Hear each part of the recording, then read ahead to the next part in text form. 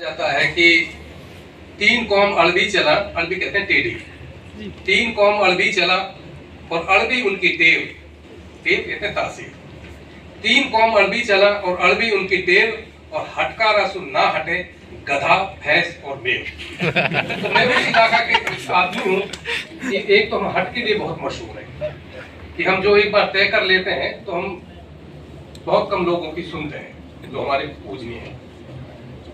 दूसरी बात, मैं मेवात के जिस संस्थान से, जिस इदारे से मैंने ग्रेजुएशन की है, ये मेरा सौभाग्य है कि मैं उस इदारे का ग्रेजुएट हूँ जिसको कि हम मेवात में मिनी अलीगढ़ मुस्लिम यूनिवर्सिटी कहते हैं। और मैं जिस वक्त उस यासीन मेव डिग्री कॉलेज, जो कि किसी जमाने में ब्रेन वेव हाई स्कूल हुआ करता था, मैं जब उसका छात्र था तो उस वक्त जो उसका स्टाफ था पूरा, अंग्रेजी, हिंदी, ज्योग्राफी, इतिहास, जितने भी हमारे गुरुजन थे उनमें 80% जो संख्या थी वो इसी अलीगढ़ मुस्लिम यूनिवर्सिटी की थी। यानी ये जो आपके सामने मेवात का हीरा तराशा हुआ हीरा है, वो दरअसल यहीं के निकले हुए उन जौहरियों का तराशा हुआ हीरा है जो आज आपके सामने खड़ा है। मैं जब ये वितरण समारोह देख रहा था तो मुझे एक घटना याद आती है। हर दफ्तर में इस तरह के राजभाषा सप्ताह तो पखवाड़ा होता है, तो मेरा जो ऑफिस है जिसमें मैं काम करूँ उसमें मैं यही देख रहा था, मैं बार बार ये देख रहा था जब ये सर्टिफिकेट और ये प्रतीक चिन्ह दी जाता है इनके साथ कोई लिफाफा तो नहीं है। तो मुझे थोड़ी सी निराशा हुई क्योंकि अक्सर जहाँ ये इस तरह के पुरस्कार दिए जाते हैं उसमें एक राशि भी होती है। तो एक बहुत बड़ा लालच इस राजभाषा में हिंदी के नाम पर जो हम सेवा की बात करते हैं उसके पीछे ये भी लालच जुड़ा होता है कि कम से कम 1500, 1000 और 750 रुपए की राशि तो मिलेगी फर्स्ट, सेकंड, थर्ड। तो मैं जो हमारे कार्यालय में इस तरह की जब हर साल होती थी तो मैं एक संकोच वश इसलिए नहीं जाता था कि यार लेखक हूँ, लोग क्या सोचेंगे कि लेखक होकर प्रतियोगिता में हिस्सा ले। लेकिन कहीं ना कहीं ये भी था कि कभी ना कभी लिया तो जाए, हम भी तो जाने कि अपने हम कितने, हमारी कितनी गहराई है। तो उस वक्त एक बार हुआ क्या कि हमने भी अपना नाम दे दिया कि भाई हम भी उसमें शायद कुछ विषय था जिस पर लिखना था। तो संयोग से हुआ क्या कि हर साल वहाँ जो हिंदी विभाग के लोग थे उनको परमिशन नहीं थी कि भाई आप लोग इसमें शामिल हो, बाकी कोई भी हो सकता।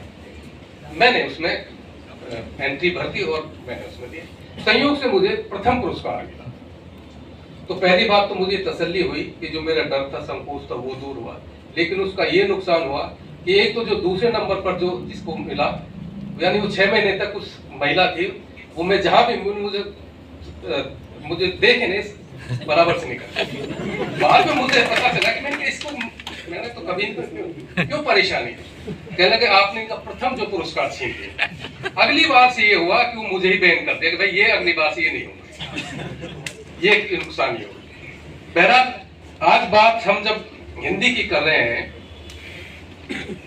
तो अब कहने को तो इसमें बड़े किस्से हैं हिंदी के बारे में, लेकिन हम अभी जब बात कर रहे थे तो कुछ बात नौटंकी को लेकर चली, और जब नौटंकी को लेकर चली तो मैं जब प्रोफेसर आशिक अली जी के चोटी के कमरे में था तो वहाँ जहाँ ऊपर जो विभागाध्यक्षों की जो तस्वीरें लगी हुई थी उनमें एक तस्वीर थी डॉक्टर गिरधारी लाल शास्त्री, वही नाम गिरधारी लाल शास्त्री। और गिरधारी लाल जी शास्त्री जी के सुपरविजन में एक मेरे पास एक पीडीएफ है 1982 की, इसी विश्वविद्यालय की पीएचडी है और उसका शीर्षक है पंडित नथाराम शर्मा गौड़, व्यक्तित्व और कृतित्व। उसकी शोधार्थी रही कुमारी राम बेटी। और वो क्योंकि मैं जब ये काम कर रहा था अपना उपन्यास का सुरबंजारन, मेरा एक उपन्यास है सुरबंजारन, 7-5वां छपा है, मुझे भी याद भी नहीं कितने उपन्यास हो गए। तो उसका जो शीर्षक है सुरबंजारन, दरअसल उसकी जो कहना चाहिए जो थीम है उस उपन्यास का, वो हाथरस शैली की नौटंकी की एक अदाकारा कृष्णा कुमारी के जीवन और उसके बहाने नौटंकी जो विधा है, नौटंकी शैली जो नौटंकी खेली जाती है हमारे देश में, उस पर केंद्रित है वो। तो मैं जब उस थीसिस को देख रहा था, मेरे पास किसी ने पीडीएफ भेजा उसका, मैं कहता हूं कि ऐसे शोध मैंने बिरले ही देखे होंगे जितनी गहराई से, मतलब पंडित नाथाराम शर्मा गौड़ की जितनी कितनी रचना है, उसमें एक सबसे महत्वपूर्ण चीज ये थी कि पंडित नाथाराम शर्मा गौड़ की एक नौटंकी बहुत मकबूल, बहुत मशहूर रही है, बल्कि दो। तो पहली है अमर सिंह राठौर और दूसरी सुल्ताना डावर। मतलब अमर सिंह राठौर की जो उस 82 में उस शोधार्थी ने जो एक महत्वपूर्ण बात लिखी, वो यह लिखी थी कि उस दौरान तक, यानी लगभग उस 20 पॉइंट में मोटे का, मतलब छोटी पुस्तक होती थी, वो मोटा मोटा होता था, और बहर तबीर, दौड़, चौगोला, दोहा, दादरा, ठुमरी, गजल वगैरह सब में उस विधाओं में उनके छंद होते थे। तो उसने ये लिखा कि इसमें 30, यानी अब तक 30 लाख उस अमर सिंह राठौर की वो कृतियां बिक चुकी हैं। 30 लाख, आप कल्पना करिए 1982 में, यानी उसके आसपास। तो ये एक लोक भाषा जो हमारी है उसकी ताकत है। मुझे याद है कि बचपन में एक नौटंकी बहुत मशहूर, एक और नौटंकी थी सिहापोश। तो सिहापोश में जब गबरू और जो उसकी नायिका का संवाद होता है, तो उसमें मुझे दरअसल एक बंद चाहिए था, और वो बंद ये था कि हम जब पढ़ते थे तो नौटंकी की ये दीवानगी ये थी कि जब लोग नौटंकी देखकर आते थे तो उन किताबों से लोगों ने हिंदी पढ़ना सीखा।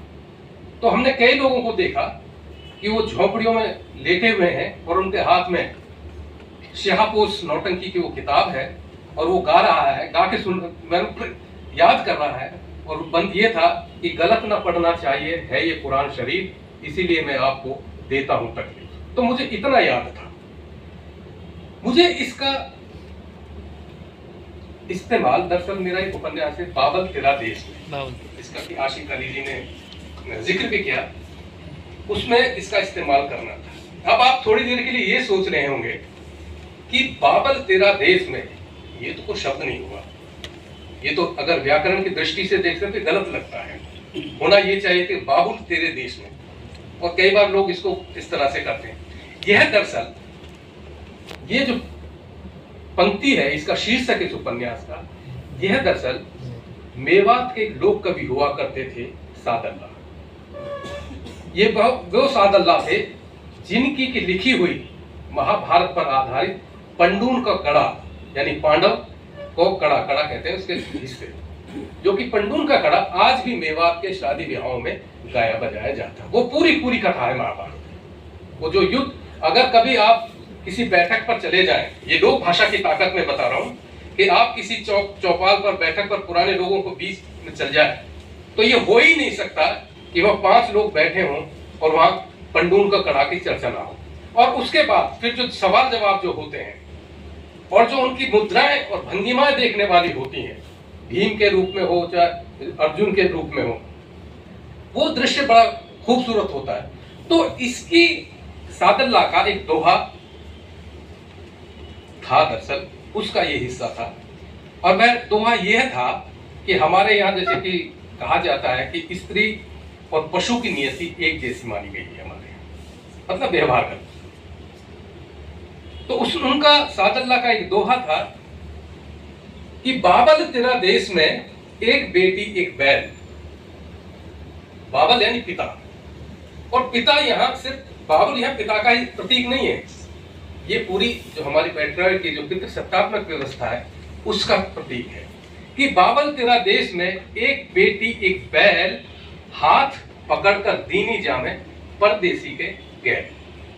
यानी जिस तरह से एक पशु को, एक निरीह पशु को एक खरीदार आता है और उसके हम बगैर किसी परिचय के उसके साथ उस बैल को या पशु को हाथ देते हैं, उसी तरह से बेटी की ये स्थिति है या रही है या अभी भी है बहुत से अंचलों इलाकों में, कि हम किसी भी अनजान व्यक्ति के साथ उसका विवाह कर देते हैं। तो ये लोक भाषा की ही ताकत है, और इस लोक भाषा का इस्तेमाल मैंने अपने उपन्यासों में खूब जम कर दिया। लेकिन लोक भाषा के बारे में मैं एक और कहता हूं कि अभी जैसे नीरज सिंह चौधरी जी के बाद इन्होंने चर्चा की, मुल्कराज आनंद ने अपने भाषण में एक बात कही कि हर लेखक, बल्कि मैं खुद बोलते ही पंजाबी में सोचता हूं, मैं ये जो लिखता हूं अंग्रेजी में ये उसका अनुवाद है। तो किसी ने सामने से उठकर कहा इसका मतलब ये है कि हम अंग्रेजी का नहीं पढ़ रहे हैं, हम पंजाबी का पढ़ रहे हैं। यानी कहते हैं कि वो सही बात है कि आदमी जो सोचता है वो अपनी ही जबान में सोचता है, सपने देखता है अपनी ही भाषा में देखता है। तो लोक भाषा की सबसे बड़ी ताकत यही है। और लोक भाषाओं को अगर आपको असली रूप देखना हो तो आप कभी बस में बैठ जाइए या रेलवे में जाइए, और वहां जो किसी सीट को लेकर जो झगड़ा होता है और उसमें जो लोक भाषा का जो कहना चाहिए पूरी निर्ममता के साथ जिस तरह से इस्तेमाल होता है, यानी वो है असली लोक भाषा। मुझसे अक्सर कई बार ये कहा जाता है कि यार आपके मेवात में गाली बहुत दी जाती है। मैं ये कहता हूं, मैं यार अगर हम गाली ना दें तो हम मेवाती ही कहेंगे, हमारी पहचान ही यही है। और आप कभी, मैं इसको अतिशोक्ति में नहीं करूं, आप स्त्री हो या पुरुष हो, आप जहां 4-5 आदमी खड़े होंगे आपको हर वाक्य में एक गाली का इस्तेमाल किया जाए। अब इस गाली को आप उस रूप में मानिए, ये दरअसल लोक भाषा की अभिव्यक्ति का एक अभिव्यक्ति के रूप में एक उसका रूप है। मैं जब नौटंकी का जिक्र कर रहा था, चर्चा कर रहा था, तो हम बहुत सारे लोग जानते हैं कि ये जो इलाका है पूरा का पूरा जहां आज हम हैं, ये अलीगढ़ के आसपास, ये पूरा ब्रज का इलाका है। और पंडित नथाराम शर्मा गौड़ ने कम से कम, और नहीं तो मेरी जानकारी 125 के करीब नौटंकियां लिखी होंगी। उसमें मुझे हैरानी इस बात की हुई कि एक नौटंकी तो उन्होंने रैदास पर लिखी हुई है। यानी आप उस आदमी की आप रेंज देखिए उसकी, कि वो आदमी भक्त पूरनमल पर भी लिखता है, वह आदमी अमर सिंह राठौर पर भी लिखता है, वह आदमी सुल्ताना डाकू पर भी लिखता है, वह आदमी दूसरे विषयों पर भी लिखता है। हमारे गांव में, कस्बे में कुछ साल पहले तक रविदास जयंती पर नाटक होता था। उसमें एक नाटक जरूर होता था, सुल्ताना डाकू। और देखिए लोक भाषा, किस तरह से लोक कलाकार किस तरह से अपने मुहावरे गढ़ते हैं। उसमें एक दृश्य आता है, वो कहते हैं ना कि भाई वो तो रॉबिन हुड कहते हैं उसको हम, सुल्ताना डाकू को, वो तो गरीबों का मसीहा था और वो भातु जाति से था। जो हमारे यहाँ एक समय में जो जिनको अपराधी जनजातियां कहा जाता है, जराइम पेशा जाति कहते, तो उसमें से भातु जाति का था वो सुल्ताना डाकू।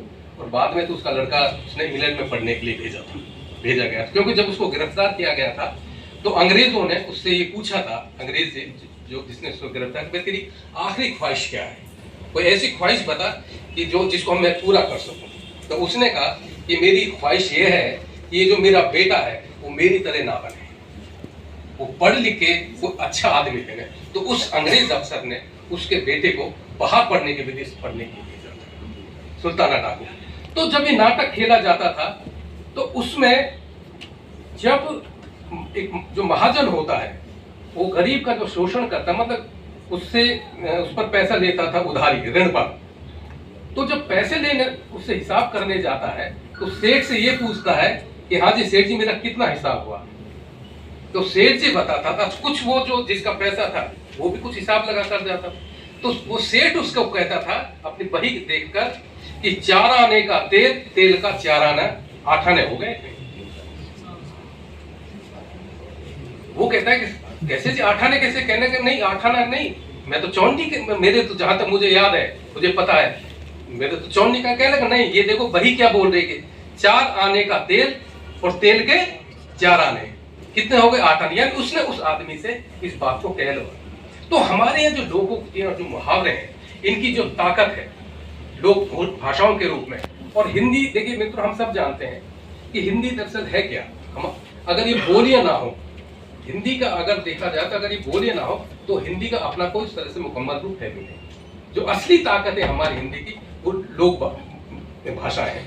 तो नौटंकी का जिस वक्त मैं काम कर रहा था ये और मैं लाया था, मैं आपको जो मेरी जानकारी है, मैं आपको ये भी बता दूं मित्रों कि हमारे यहाँ नौटंकी की 2 शैलियाँ हैं, एक कानपुर शैली और एक हाथरस शैली। लेकिन हम ज्यादातर कानपुर शैली को जानते हैं, और कानपुर शैली को जो जानते हैं उसका एक ही कारण है, जो उसकी अदाकारा थी गुलाब बाई। गुलाब बाई का को भी लोग इसलिए ज्यादा जानते हैं कि उनकी गाया एक दादरा बहुत मशहूर हुआ था, जो बाद में एक फिल्म में लता मंगेशकर ने गाया था, और वो दादरा था कि नदी नारे ना जाओ शाम पैया परो। ये गुलाब बाई का लिखा हुआ था।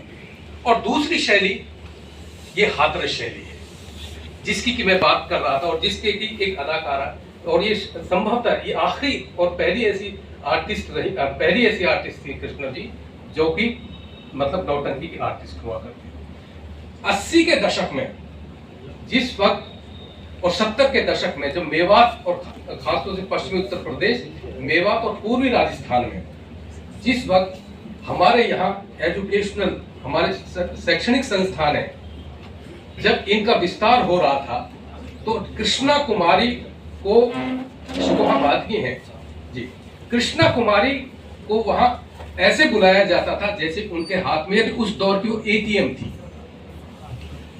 मतलब कोई कॉलेज बन रहा हो, कोई स्कूल बन रहा हो, कोई धर्मशाला बन रही हो, कृष्णा जी का उसमें शो जरूर होता था। और उस वक्त उनका ये जलवा था, 70 के दशक की बात बता रहा हूं मैं, 70 और 80 के दशक में, कि वो अपनी फिएट गाड़ी से शो करने आती थी शिकोहाबाद से, और शिकोहाबाद से और शो करने के बाद वो वापस जाती थी।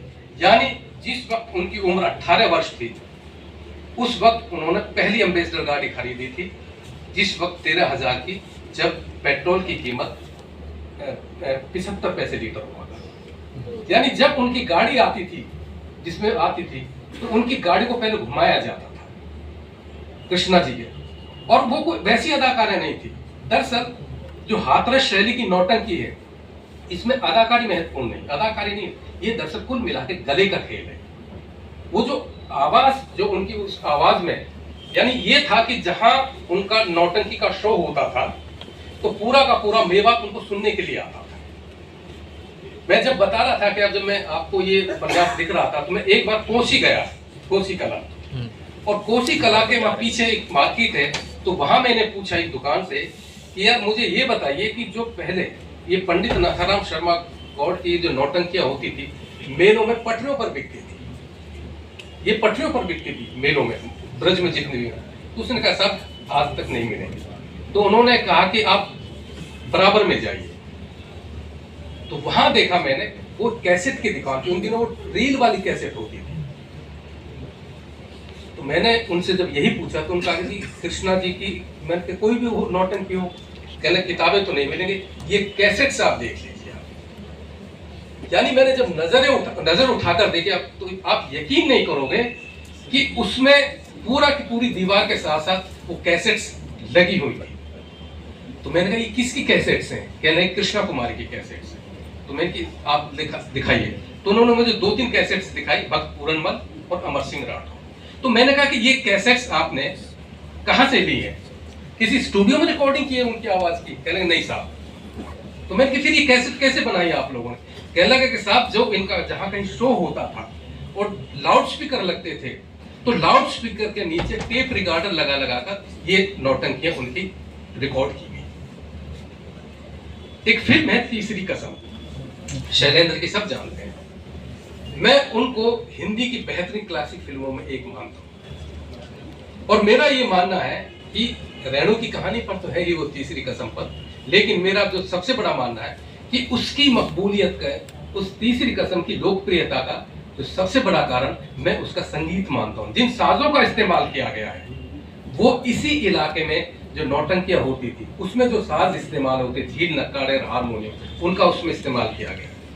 हम बहुत कम लोग इस बात को जानते हैं कि शैलेंद्र जी मथुरा में रेलवे में नौकरी किया करते थे, इसी मथुरा में। तो जाहिर सी बात है कि जो उन्होंने तीसरी कसम फिल्म पर जो पूरा का पूरा माहौल रचा और जो लोक संगीत जो उन्होंने लिया, वो यहीं की जो हाथरस शैली की नौटंकी है उसी का है। जो आप उसमें एक दृश्य बहुत मैं याद दिलाता हूँ कि जब गुलबदन जिस दिन नौटंकी होती है, उसका जब प्रचार करते हैं, आप उस टोन को देखिए। जो लोकल आर्टिस्ट बाजार में या उसका जब प्रचार करते हैं कि आज गुलबदन नौटंकी, वो टिपिकल नौटंकी, वही हाथरस शैली की नौटंकी है। मतलब मैं कहने का ये चाह रहा हूं कि तीसरी कसम फिल्म की जो मैं समझता हूं कि उसकी एक बड़ी ताकत है, उसका लोक संगीत भी है। जो झील नक्कारे का मतलब, झील छोटी नक्काड़ी को कहते हैं, नक्कारा उसको कहते हैं, तो लोक भाषाओं में ये ताकत है। मैं जब काला पहाड़ के, जिसका कि जिक्र बहुत करते हैं लोग बात, और मेरा पहला ही उपन्यास था, उसकी पृष्ठभूमि दोस्तों मेवात है। मैं जिस मेवात का रहने वाला हूँ, और लोग ये कहते हैं कि अगर मेवात को समझना है तो उस उपन्यास को पढ़ा जाए। उस उपन्यास में मैंने जो संवादों का जो इस्तेमाल किया वो मेवाती के ही संवाद। उसमें लोकोक्तियां, मुहावरे, लोकगीत, वो सब मेवात के हैं। मैं जब उस उपन्यास को लिख रहा था तो मुझे सबसे बड़ा डर ये था कि पता नहीं कि हिंदी का पाठक इन संवादों को किस तरह ग्रहण करेगा। लेकिन एक कहीं न कहीं ये विश्वास भी था कि जब मैं आधा गांव को समझ सकता हूँ, उसके संवादों को समझ सकता हूँ, रेणु को मैला आंचल पड़ती परी कथा के संवादों को समझ सकता हूँ, अब्दुल बिस्मिल्लाह के भीनी भीनी झीनी चदरिया के संवादों को समझ सकता हूँ जो कि बनारस को लेकर है, मैं कालाजल के उपन्यासों के पात्रों के जो संवाद उनको समझ सकता हूँ, तो मेरे इसको क्यों नहीं समझ सकते। मेरी जब समझ थोड़ी सी पढ़ने लिखने की हुई तो मैंने सबसे पहले जो पहला उपन्यास पढ़ा था वह था आधा गांव। कुंवर पाल सिंह जी इस विश्वविद्यालय के रहे, उनके बहुत प्रिय मित्र रहे हैं राही मासूम रजा, और मेरे ख्याल में आधा गांव को उन्होंने समर्पित भी अपने मित्र कुंवर पाल सिंह को ही किया है। तो मैं जब उस उपन्यास को पढ़ रहा था आधा गांव को, तो 10 सफ़े तक आते आते मेरी पसीने छूट गई, ईमानदारी की बात। वो मुझसे उपन्यास नहीं पढ़ा गया। 2-3 बार कोशिश की, लेकिन फिर ये था कि अगर लेखन के क्षेत्र में तो कल को कोई भी पूछ सकता आपने क्या पढ़ा है, तो मैं क्या जवाब दूं। मैंने जब हिम्मत करके उसको जब 20, 25, 30 पेज निकाल लिए, और उसके बाद जब मुझे उसकी शब्दावली, उसके शब्द, उसका टोन पकड़ में आया, फिर तो ये था कि फिर मैंने उसको खत्म नहीं किया। और उसके बाद फिर मैंने पड़ती परी कथा मैला आंचल पढ़ा, उसके साथ भी ये भी। तो ये दरअसल लोक भाषाओं की एक ताकत यह भी है कि हमारा हिंदी साहित्य, अगर आज जो सबसे लोकप्रिय यानी जो कालजे जितनी ज्यादातर रचनाएं हैं वो उन्हीं मतलब वही रचना है जिनके की अंचल विशेष को केंद्र में रखकर लिखे गए। शहरी या निबंधीय भाषा में तो खूब लिखा जाता है। तो ये जो लोक भाषा का जो एक तरह से कहना चाहिए रंग है, वह लोक भाषा अगर ना हो तो मैं समझता हूँ हिंदी का स्वरूप भी आधा अधूरा है। मैं जब अपने ऑफिस में काम करता था तो उसमें ये होता था कि भाई आप हिंदी में काम किया करें। अब हम लोगों के साथ दिक्कत है कि अंग्रेजी आती नहीं, अब हिंदी लिखें तो कौन समझेगा उसको जैसा। तो मैं क्या करता था कि जो फाइल मेरे पास ऐसे ही आती थी कि जिनमें कि मुझे सिर्फ चलते हुए काम करना है कि ठीक है भाई अब इसको करना, तो उसमें एज प्रपोज या कुछ शब्दावलियां होती है अंग्रेजी की, वो लिखकर उसको चलता करता। और जिसमें मुझे लगता था कि इस फैसले पर अपना डिसीजन देना, अपना कुछ वो देना, मत देना है, तो मैं उसकी नोटिंग करता था हिंदी में। और हिंदी में भी इतनी लंबी नोटिंग करता था कि जब कई बार मेरी अथॉरिटी ने मुझे बुला के कहा, कहने लगा तुम इतना लंबा लंबा क्यों लिखते हो इसको, क्योंकि मुझे पता है कि भाषा का एक एक शब्द का अर्थ होता है। इस शब्द को अगर मैं इस्तेमाल कर रहा हूं किसी उसके तहत कर रहा हूं, उसका नतीजा ये होता था कि अगर मान लीजिए कल को सरकारी में ये भी होता है, आप किसी मामले में फंसते हैं या कोई फंसाता है तो आप ये दिखा सकते हैं हमने तो ये दिखा है, आप अंग्रेजी में नहीं कर सकते। और चूंकि मैं विस्तार से हिंदी में इसीलिए लिखता था क्योंकि मैं सोचता ही अपनी जबान में, और आदमी जिस जबान में सोचता है उसी जबान में अपने आप को बेहतर ढंग से अभिव्यक्त कर सकता है।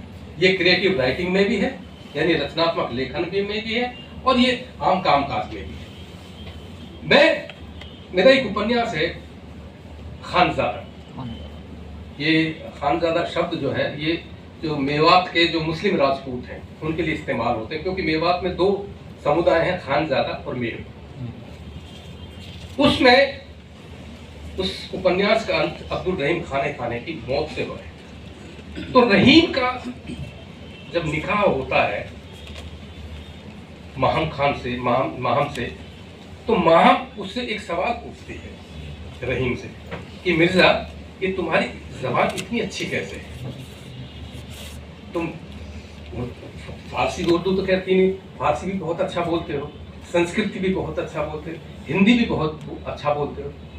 तो रहीम ने अपनी बेगम माहम को यह जवाब दिया कि माहम, मैं आधा हिंदू और आधा मुसलमान। ये सुन के उसकी बीवी थोड़ी सी चौंकी। मुसलमान तो ठीक है, बैरम खां का बेटा था वो, आधा हिंदू कैसे? तो वो बताता है कि मेरी माँ मुस्लिम राजपूत की बेटी थी।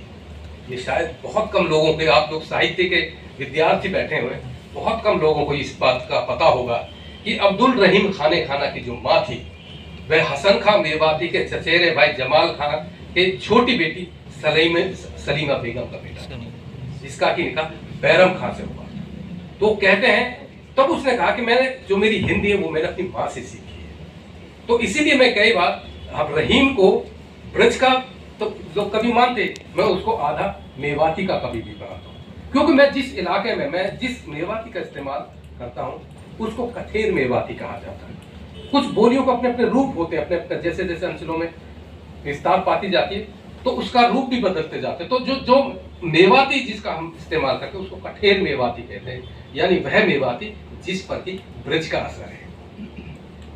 मेरी माँ खुद ठेठ ब्रज की थी, कामा एक जगह है, वो वह कामा मतलब मेवात में भी उतना ही माना जाता है और ब्रज में भी उतना ही जाता है। आज जो उसकी वहां से जो एमएलए है वो चौधरी तैयब हुसैन, यासीन खां के जो बेटे थे, तैयब हुसैन की बेटी है और वो मिनिस्टर है, वो शायद एजुकेशन मिनिस्टर है राजस्थान में। अब ये देखिए कि ब्रज में मेवात इस तरह से, तो ब्रज और मेवात में कई बार ये भी कहता हूं कि इसको हम अलग अलग करके हमें नहीं देखना चाहिए। दरअसल भौगोलिक सीमा के चलते हम एक इलाके को दूसरे हिस्से में बांट देते हैं और एक को दूसरे में, जबकि सांस्कृतिक रूप से मेवात जो है सांस्कृतिक, ब्रज और मेवात सांस्कृतिक रूप से बिल्कुल एक है। वो अलग बात है कि धीरे धीरे चीजें अब मेवात में भी बदलने लगी हैं और मेवात के बारे में जिस तरह का नैरेटिव बनाया जा रहा है हम सब जानते ही हैं। और जो 31 जुलाई के बाद जो वहां हुआ या कराया गया, मैं तो ये कहता हूँ जो कराया गया, क्योंकि मैं तो मेवात का रहने वाला हूँ, हमें पता है कि किस तरह से चीजें वहां ब्रज राजस्थानी और हरियाणवी भी लगा लीजिए। तो इसलिए मेरे लेखन में कि जो संवादों की बोली है या जो मेरा अपना नरेशन होता लेख की, उसमें भी लगभग उसी मिली जुली भाषा का हिंदवी का जिसको हम कहते हैं उसका इस्तेमाल करने की मैं कोशिश करता हूँ। मतलब जैसा मेरा मतलब उसकी थीम होता है उसी के अनुसार मैं अपने पात्रों के संवादों का भी चयन करता हूँ। मतलब खानजादा को पढ़ के कोई ये नहीं कह सकता कि ये आदमी मतलब इसको फारसी या उर्दू नहीं आती।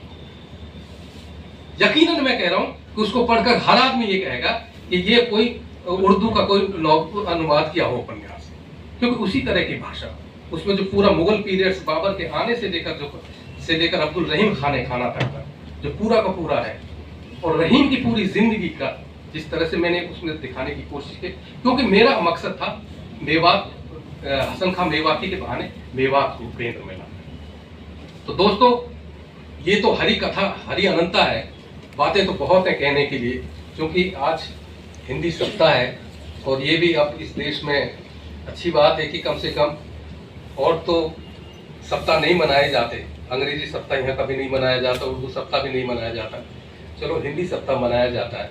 और इस बहाने हिंदी सप्ताह के बहाने एक अच्छी बात यह है कि हम अपनी लोक भाषाओं या बोलियों पर खुल के बात करते हैं, उन बोलियों पर बात करते हैं कि जो कि सचमुच इस हिंदी की ताकत रही है। बहुत बहुत धन्यवाद।